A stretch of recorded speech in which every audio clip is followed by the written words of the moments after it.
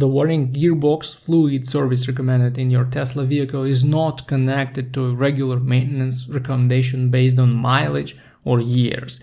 Tesla doesn't have a certain interval for the drive unit fluid change, and this message will only pop up in two cases. There is a software bug in your car that misinterprets the readings of several sensors in the drive unit, or there is an actual problem with oil leaking from one of the drive units, pump being broken, or fluid being contaminated heavily. Unfortunately, Tesla is not really DIY friendly, so for any inspections of the drive unit leaks and also for software checkups, it makes sense to make an appointment with the dealership.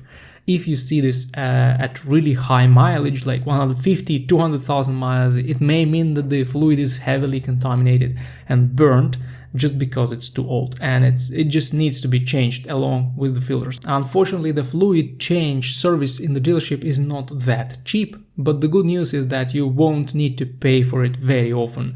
But if you see this at relatively low mileage, there is almost certainly a problem with a fluid leak or the pump being faulty, so it's a good idea to drive your vehicle carefully and make an appointment as soon as possible.